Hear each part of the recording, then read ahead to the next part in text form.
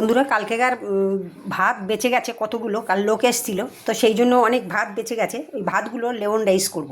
তো এখানে কি কি দেব দেখিয়ে দিই। একটু রসুন কুচি, আদা কুচি, কাঁচা লঙ্কা কুচি, আর দুখানা লেবু, আর এখানে আছে ছোলার ডাল আর একটু মুগ ডাল।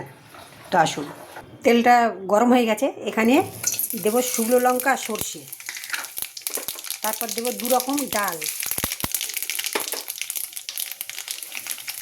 একটু নেড়ে চেড়ে দেবো। আদা কুচি, রসুন কুচি আর কাঁচা লঙ্কা কুচি দিয়ে দেব।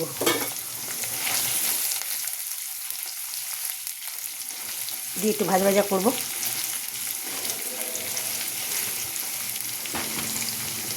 এই লেমন রাইসে 3টে জিনিস মেন: শুকনো লঙ্কা, কারি পাতা আর সর্ষে।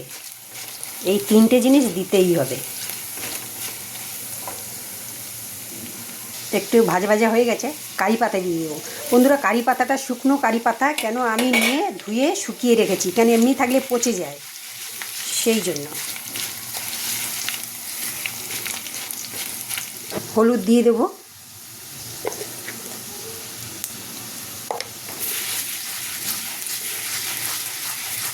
ভাতটা দিয়ে দেবো, কেন ভাতটা পুরো যাবে না এই কড়াইয়ের মধ্যে। এই যে লেবুর রস বের করছি।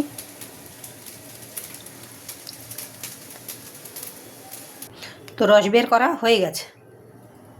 এখানে স্বাদ মতো নুন আর একটু চিনি দিলাম, হালকা। আর এবার যে লেবুর রসটা বের করে রেখেছিলাম ওটাই দিয়ে দিলাম। আর আমি কড়াইয়ে ঢালিনি, কেন ভাতটা অনেকটাই, যে সসপ্যানটাই ছিল এইটাই রেখে দিয়েছি, কেন কড়াইয়ে ধরবে না। বেশ কিছুটা ধনে পাতা দিয়ে দেবো।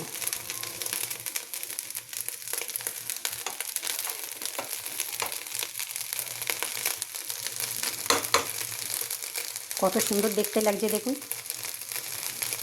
বন্ধুরা হয়ে গেছে লেমন রাইস। এটা খেতে দুর্দারুণ হয়, আর এর সঙ্গে কোনো তরকারি লাগে না, এটাই শুধু খাওয়া হয়ে যায়।